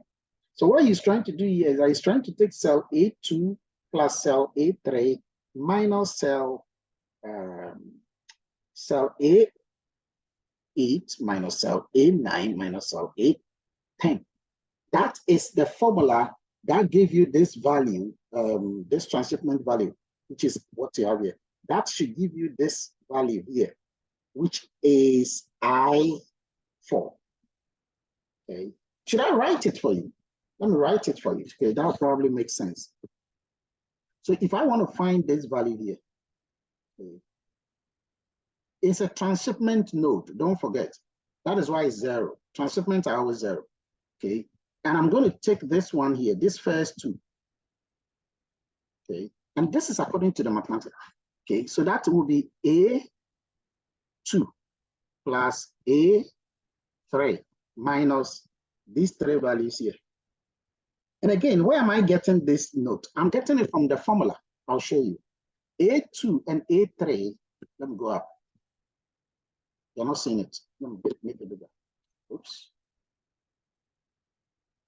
Let me make it bigger. Okay. A2 and A3, let me make it bigger. And again, your mind and your eye is got to look at. It's because you guys are not seeing it. That's why I'm just going up and down. Okay, so this is the formula I'm picking. It's down here, down here, down here. x13, x23 minus these 3, minus these 3, and that will give you equal to 0. Okay. So when you come down, the equal to 0 part is what I'm actually deducing from here. That's the equal to 0 part. This one is 0. And minus these ones. Okay. And this one, check the cell. It is cell A8. So it's going to be minus A8. Write that down. A8 minus A9 minus A10. Okay. And this should all be equal to what? 0. So if you're writing the formula, this will be equal to that. That will be the transshipment formula for this one. What about the next one? And again, we go and check. The next one is going to be these values. Where is that? It's going to be these two values, okay, which is A5 plus A5 plus A6. Of course, you can use the formula to check it. Okay. So in order not to confuse you, let me just go back to the formula again. I just don't like going to the formula, but you should always go to the formula. Okay. So as you can see here, the formula is again hidden. So in order to do this, you have to go to the actual formula. This is it. This is what we are formulating. This very one. Okay. That's it. X14, X24 minus blah, blah, blah. So each one of these is a cell. So this cell plus this cell minus that. Okay. And that'll give you the next one. Then the final one is this cell plus this cell minus blah, blah, blah, blah. And that's what you do. So you are picking it from the cell, and then you are generating the result from the collected cells that you did. You squeeze it a bit and then go down. So just take your time. I did the first one. Okay. The second one was 2, 3, right? Okay, I need to have the formula here. So if it is 2, 3, okay, this was the first one. So the second, this was the first one which gave us this. So the second one will be these two, A5 plus A6, which is what I was doing here, okay, minus A5 plus, so this is the A5, and this is the A6, okay, minus the, I've forgotten the other ones, I think 5, 5, 5. What is 5, 5, 5? Okay. The formula is just escaping. And I think you're going to pick them from here because it's still going to give you 0. Okay, let me just go back again and then show you how you pick it. I mean, ideally, the formula is supposed to be here. Okay, the formula is supposed to be here. And this is a formula. Remember, the formula is 4, 6, 4, 7, 4, 8. Let's keep that in mind. 4, 6, 4, 7, 4, 8. So let me zoom it. And then now let's look for 4, 6. So these are the 4s. Right? So 4 here going to 6. This is 4. Well, let me use this one rather to write it. So this is 4, okay, going to 6. So the value we are talking about is this value. Okay, 4, 7, this is 4 going to 7. So the value we are talking is this. And this is 4 going to 8. The value we are talking is that. Okay. So what are the cells for that? Look up there, and the cells are A11, A12, A13. So it's going to be minus A11 minus A12 minus A13. You can use these one by one, and then you can now be able to write all of the constraints, Excel constraints for each one of these 9 constraints there. Beautiful, beautiful. So try, take your time and then write it and try it. It will help you to be able to get the biggest information that is needed. Now, at this stage, just a second. At this stage, we go to the next part of the question. Let me just read this. Okay, so another way you can do that, and again, this is complex, that's what I didn't do. Another way you can find this is that you can say that sum if. So you sum if all the 2 to 16, okay, with a G, 2 to 16, subtract the others from it. Remember, we're doing this one minus that, this one minus that, this one minus that, this one minus that. And then, so this is for the first one. And once you're done, you copy it through all the way from the I, and this is an I. You copy it through all the way from the I2, this is an I2, all the way to I9. Okay. Where you are taking 2, so it's like if you were doing this, you take these 2, okay, minus that, all of these, you are dragging. That's the sum if this formula is being used. And this formula is what can be used and then copied through to I9. So from I2 all the way copied to I9, that will also give you the formula, which is a little bit complex, but if you are good at it, you can use that approach. Or you can use the step-by-step one that I give you. Fairly simple. Okay, fairly simple.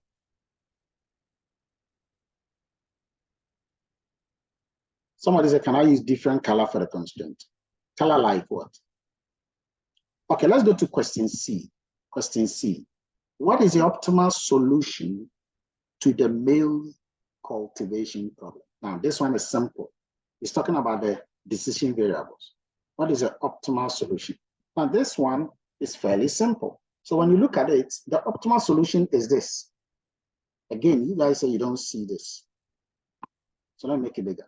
The optimal solution is just those that have positive values. Okay. So the solution is that take supply 300 from Nebraska, supply 300 from Colorado.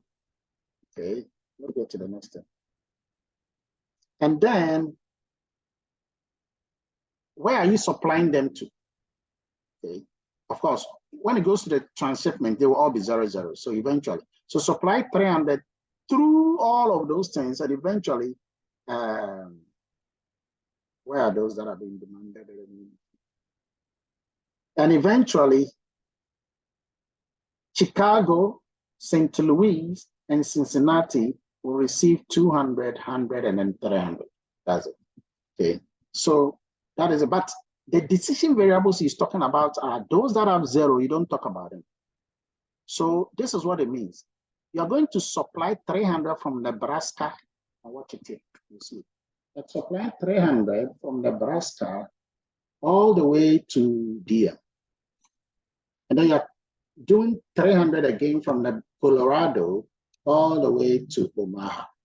That's the first one. The second one, remember all of these are 0, 0, 0, 0. They are transshipment. The next one is supply 300 from Omaha to Cincinnati, 200 from DM to Chicago, and 100 from DM to St. Louis. These are the decision variables. So if we were talking about the decision variables, that is what you got to indicate as a decision variable. Okay. It's fairly simple. You just look at those. You just make this one. You just look at those that have been given the right information. And that's what I said. 300 from Nebraska to DM, 300 from Colorado to Omaha, and then you can follow it at transport 300 from Omaha to Cincinnati, 200 from to Chicago, 100, just as you've indicated. And the graph will reflect that. In other words, those arcs that are 0, 0 should no longer come. Those arcs that are not zeros, they will come. Yeah. Finally, what is the total cost? The total cost was very simple. If you go to the model here, okay, this total cost is asking you to calculate. How do you get this total cost? It's simple. Okay. If you want to get the total cost, all you do is you take each of the costs here, each of the costs there, 16 like this, multiplied by 0. So those that are zeros, you don't touch them. Okay. So you're going to take rather 300, okay, 300 times 12 plus 300 times 14. Then you come to the next one, 300 times 11, 200 times 4, then you're adding. As you are taking, you're adding. Okay. Until finally, you take 100 times $5. And that's it. Those that are positive, that's what you take.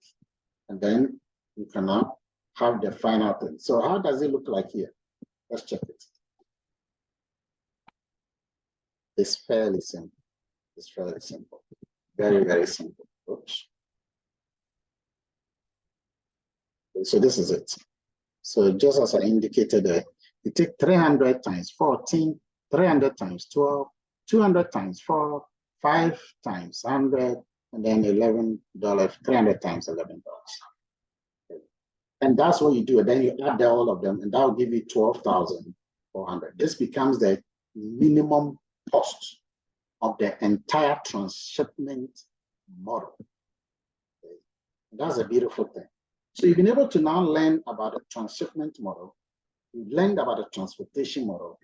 We are left with the very last one and the easiest of all. Please drink water. The last one and then the easiest of all. Please drink some water. There's some water. If you have any question, you can also ask. Let's get into the microphone and ask. Drink some water.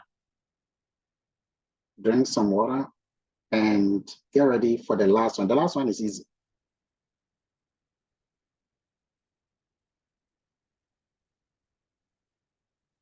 The last one is fairly easy. Okay. So I'm sure you guys are fine. Can I proceed? The last one is called assignment model. Can I proceed? Miriam, are they okay if I proceed? This one is simple. Okay. So the assignment problem. The assignment problem. This is the easiest of all. The assignment problem is a balanced transportation model. Balance here means that whatever is demanded, that is what is supplied. So let's talk about the stadium. Every stadium, how many referees are needed? The referees are sent to those places according to the manner in which they are needed. Okay. If they are needed, that is the manner in which they will go. If only 2 of them are needed, 2 of them will go. If only 1 is needed, 1 will go. But then they all come from the association of referees. And because they come from the association of referees, what it means is that they will be sent according to the distance that they will travel. So you want to apportion the referees in such a way that if a referee is living around Legon, then it will be better for that referee to travel a shorter distance than to bring a referee who is living in Kumasi to come. And so the distances covered got to be minimized. The total distance got to be minimized. And that is what we are going to do. Now, in practical sense, the Kuhn-Hungarian method is used in Excel behind the scenes to do that. But we are going to do this basically with our hand. Okay? And it's fairly simple. So let's take a typical example of Atlantic Coast Conference, a basketball game. Now, in a particular night of this basketball game, and again, this is fairly simple, so don't worry much about it. In a particular night, they play these games usually in the evenings, right? At night, okay? And every game needs 4 officials, okay? So every game is assigned 4 officials, a group of officials, 4 of them, to the games in such a way that they will minimize the total distance. So let's look at the situation here. This is a practical data for the situation. So a group of officials called Group A, okay, they may have to travel a distance of 210 miles to Raleigh to officiate the game. Or they will travel 19 miles to Atlanta to officiate the game, or 180 miles to Durham to officiate a game, or 160 miles, to officiate a game. Which one do you think they should go to? Which one do you think officials in Group A, officials A, should go to? I need an answer, please. Which of these places? Is it Raleigh, or Atlanta, or Durham, or Clemson? Which one should they go to? Should they travel to Raleigh? Should they travel to Atlanta? Should they travel to Durham? Which one should they go to? The most important thing is that you've joined on the phone, and you who have joined on the phone, you can't even see top. And your friend is sitting by and say, "Hey, Master, give me the phone." You can't even see top. So official, and remember, they want to go to the shortest, the one that will give the shortest distance. So which one should they go to? Now, before somebody is talking, Selena says Atlanta. All right, so they go to Atlanta. Officials B will also go to Atlanta. Official C will go to Atlanta. And official D will go to Atlanta. So we all cannot go to Atlanta. We only need one official at one game. And this is where the assignment problem comes in. So now we got to handle this problem. How do you handle this problem? First, we need to draw a network model. First, what are the decision variables? Let's define the decision variables.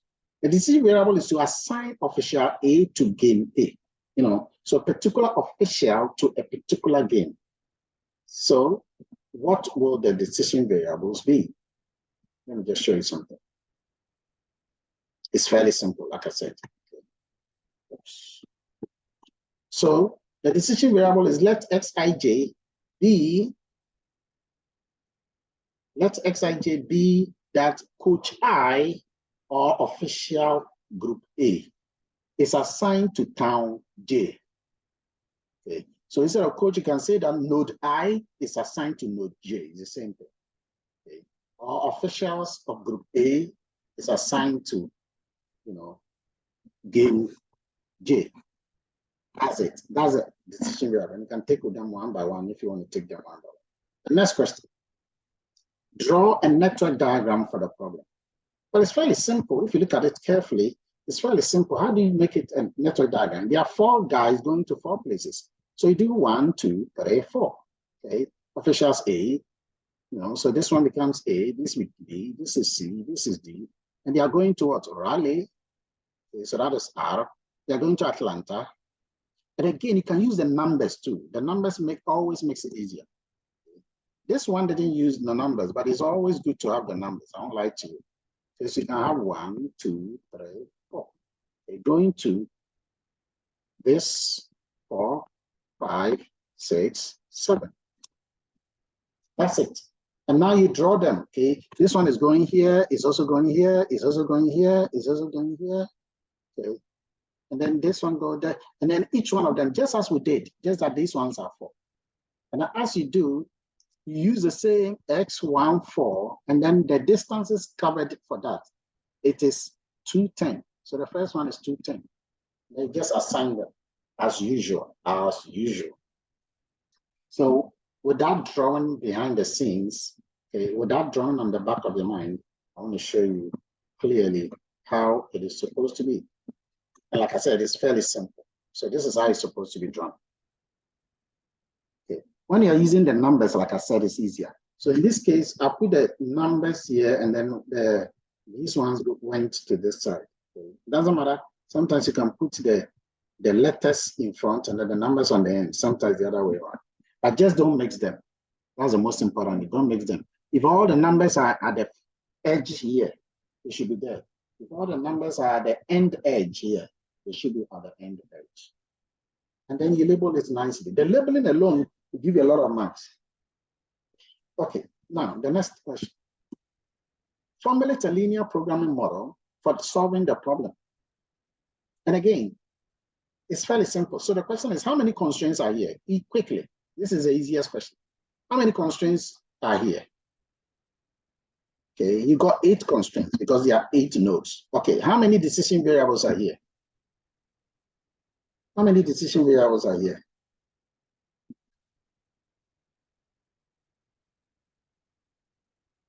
How many decision variables are here?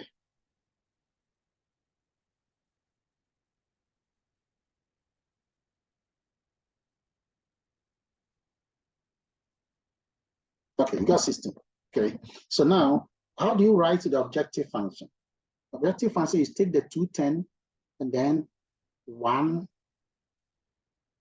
210x14. Okay, that's how you do it. So 210x14. Then you come to the next arc, plus 90x15, plus 180x16, plus 160x1, 4, 5, 6, 7, x17. No, 5, 6, 7, 8. Okay, so 210x15. You can use the numbers and you can do the same thing. Just take the arcs and add all of the arcs together. This is how you get it. So this becomes your objective function. Okay, so please let's check something.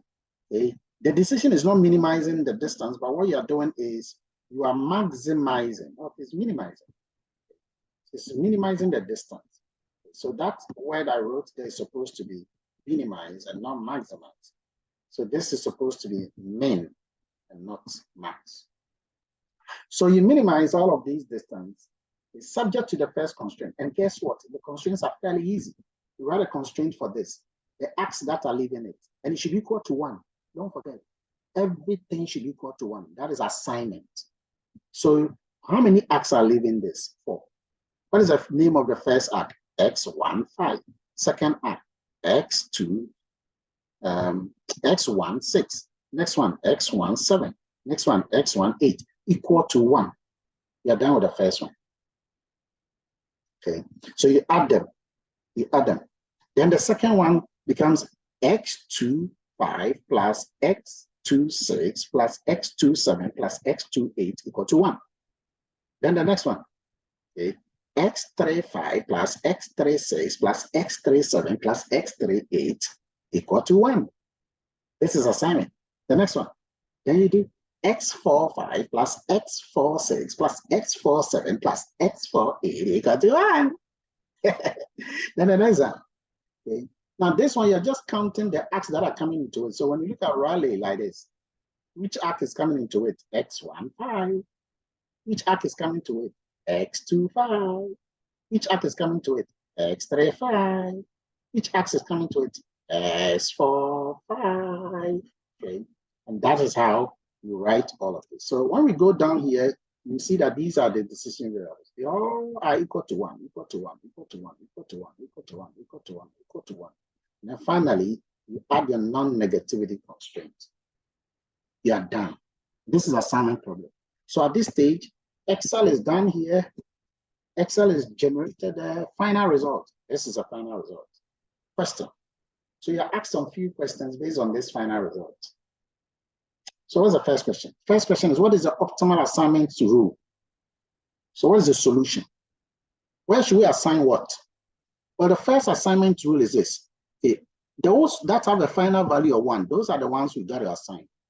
Okay. Those that have final values of 1, those are the ones we got to assign. Those were the final values of 1. And remember, there are 4 games, so we just need all of the final values. So 1 here means that we got to assign officials of team A, to Atlanta. That's it. Okay. Remember that the cost was 90. Then we assign officials of team B to Raleigh, team C to Durham, and finally team D to Clemson. Finished. So now, if I want the objective function, you should know that I'll take these numbers and rather multiply each one by the 1, 1, 1, 1. So the first question is that if you have to redraw, assign officials A to Atlanta, B to Raleigh, C to Durham, D to Clemson, just as I said. And then finally draw. Well, when you are drawing, you just remove those acts. See here, the acts were plenty. Okay? They were all plenty.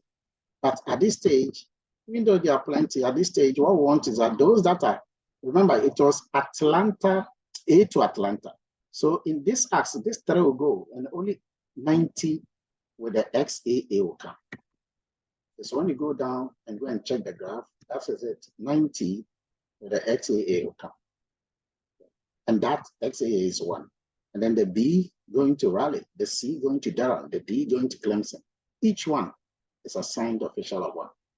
Now we can add these together, these costs together, the minimum cost, by multiplying 90 by 1, 100 by 1, 140 by 1, 120 by 1. And that will finally give you the next one. You say, what is a corresponding objective function value? This is it. Multiply, and 450 is the minimum cost. Ladies and gentlemen, this is known as the assignment problem. Now, there are some interesting things here. Let me ask you some few things. Just look at this result. You are supposed to assign, officials of A to Atlanta here. Okay. Now, you are not supposed to assign officials of A to Raleigh. If you do that, you will incur this cost, which is a reduced cost. So the opportunity cost of sending officials of A to Raleigh is 90. Is 90. it's not a good thing to do. If you send them to Durham, it is 35. If you send them to Clemson, you will not incur any cost.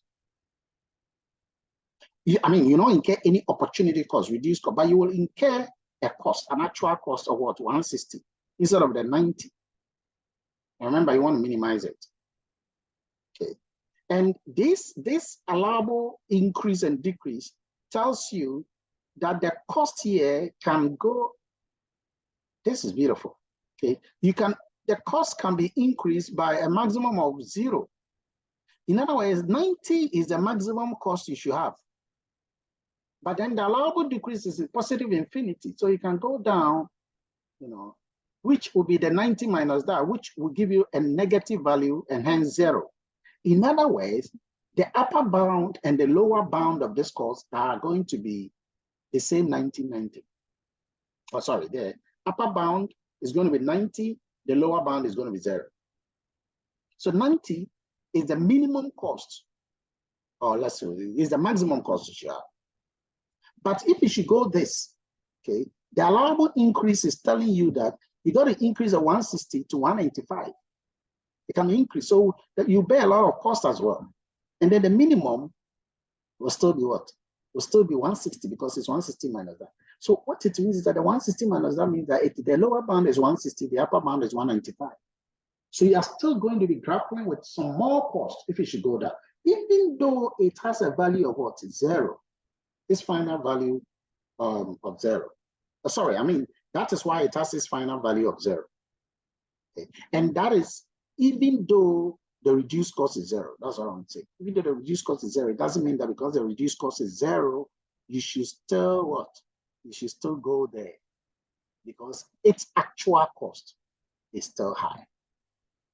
So those are some of the beautiful things that you got to look at in the process. Okay. Towards the end of the whole course, I'll look at some of these past questions with you. And then you can now get a feel of the entire Kabbalah. Ladies and gentlemen, that brings us to the end of the entire